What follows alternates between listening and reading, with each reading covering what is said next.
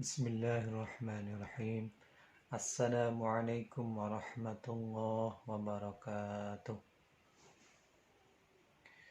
Alhamdulillah wassalatu wassalamu ala rasulillah. Wa ba'du.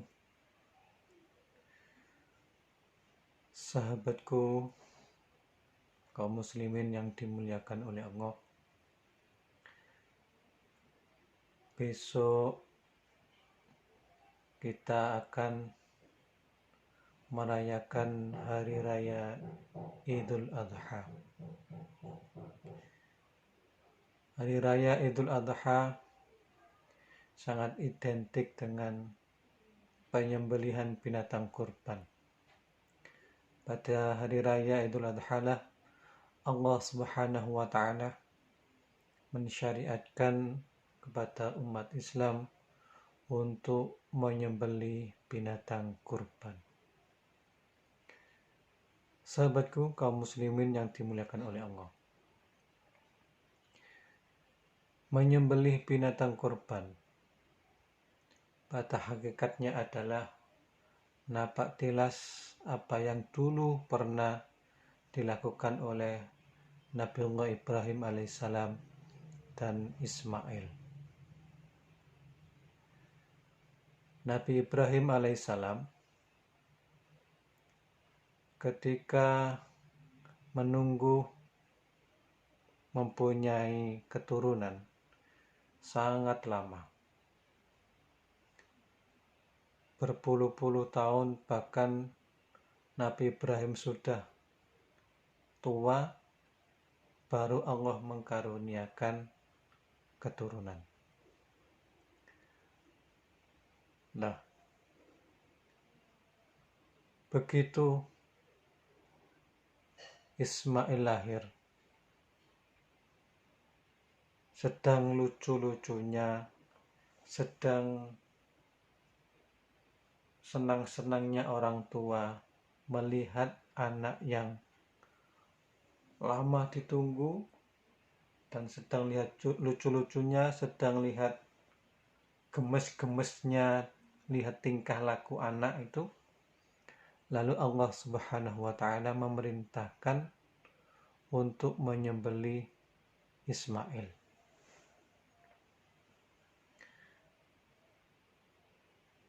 Nabi Ibrahim yang saat itu sedang ragu, di mimpi pertama disuruh menyembelih Ismail, hari berikutnya disuruh lagi, sampai kemudian ketiga kalinya baru kemudian Nabi Ibrahim yakin bahwa ini tidak sekedar mimpi, tetapi benar-benar merupakan perintah dari Allah. Mimpi itu pun kemudian didiskusikan dengan Ismail.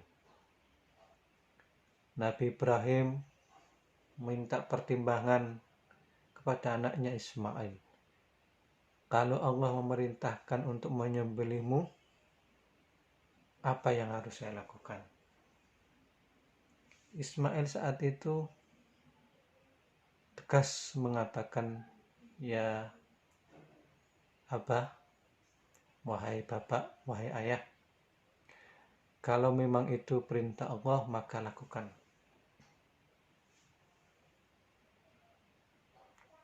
Kalau memang itu perintah Allah, maka lakukan, wahai ayah.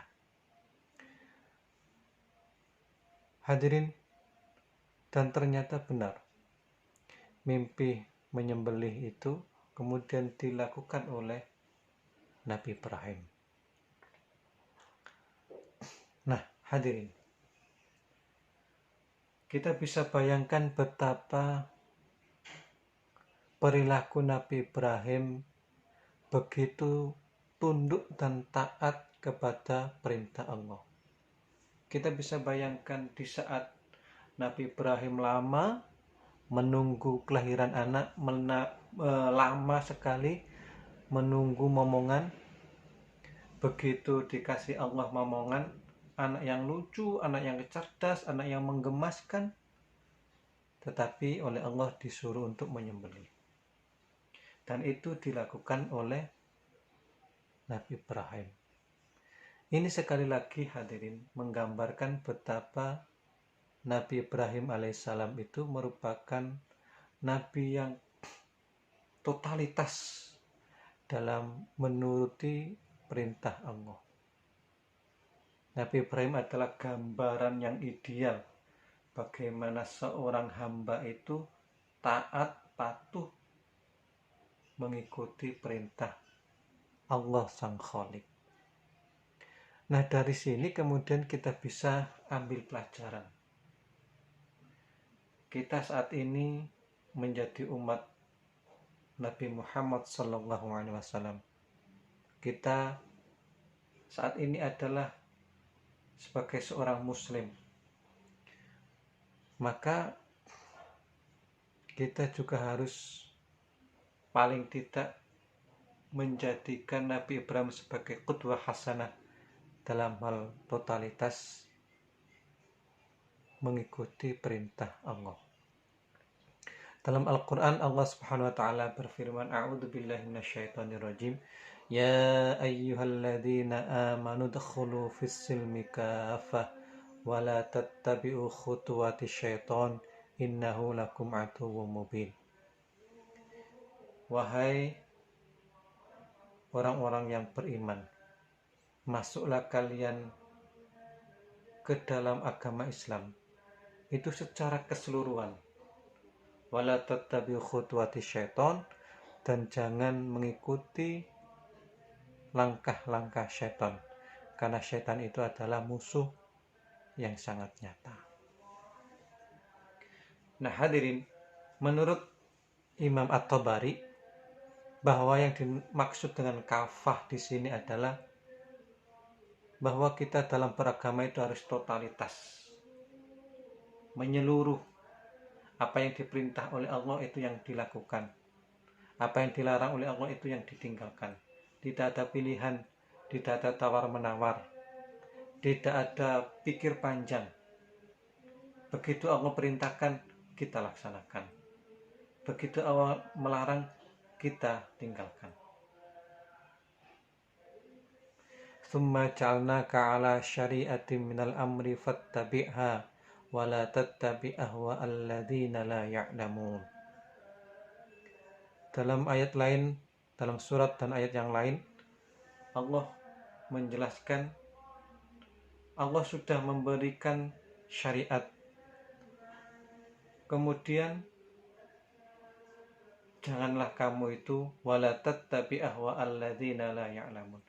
Jangan kamu mengikuti hawa nafsu, mengikuti orang-orang yang mengikuti hawa nafsu dan tidak mengetahui apapun. Artinya apa hadirin? Artinya bahwa kita dalam berislam itu sekali lagi tidak ada pilihan. Kita ini hamba, Allah itu khalik. Maka seorang hamba itu terhadap khaliknya tidak ada pilihan. Kalau Allah memerintahkan sholat, kita lakukan sholat. Tidak ada tawar-menawar. 5 kali dalam sehari tidak ada tawar-menawar. Subuh, duhur, asar, maghrib, isya, kita lakukan itu. Tidak kemudian menawar, subuh itu masih capek, subuh itu tidur pulas, subuh jangan dulu lah. Duhur itu sedang kerja, mengganggu pekerjaan, nanti aja. Asar kalau sempat mengerjakan, kalau tidak ditinggalkan. Maghrib baru bisa dikerjakan karena istirahat, karena nyantai-nyantai. Isya sudah capek ketiduran dan seterusnya. Ini bukan gambaran kafah. Seorang perempuan Allah memerintahkan untuk menutup auratnya dari rambut sampai ujung kaki. Ditutup. Itu perintah Allah. Sebagai seorang hamba mestinya kemudian taat, tidak ada pilihan. Kan kalau menutup aurat itu, kalau menutup rambut itu kan sumuk, panas, gerah. Kalau menutup rambut itu kan tidak kelihatan cantiknya, ketinggalan zaman. Itu kan kuno, menutup aurat itu, menutup rambut itu. Sekarang ini bagaimana kita tampil modis, tampil ini, tampil itu. Kalau kita masih punya pikiran seperti itu bukan gambaran totalitas dalam beragama. Kalau kita tahu bahwa menutup aurat itu adalah perintah Allah, menutup aurat bagi perempuan mulai rambut sampai ujung kaki itu, kecuali wajah dan telapak tangan, kalau itu tahu bahwa itu adalah perintah Allah, maka sebagai seorang hamba muslim yang kafah itu kemudian diikuti, tidak ada pikir panjang dan seterusnya. Begitu juga dengan perintah-perintah yang lain. Islam tidak hanya masalah ubudiyah, hanya masalah ibadah, tetapi sosial juga Allah mengatur. Berpolitik, ekonomi, Allah mengatur. Nah, kalau sudah Allah mengatur, kita harus mengikuti, tidak ada pilihan. Prinsip ekonomi, modal sedikit dengan menghasilkan sebesar-besarnya. Kalau itu melanggar syariat, jangan diikuti. Oke, mencari keuntungan besar boleh, tetapi kemudian menekan modal dengan menghalalkan cara demi menghasilkan keuntungan yang besar, itu tentu tidak islami. Dan itu yang dilarang.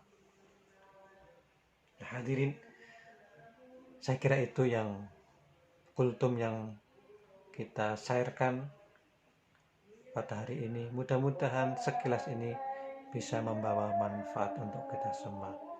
Assalamualaikum warahmatullahi wabarakatuh.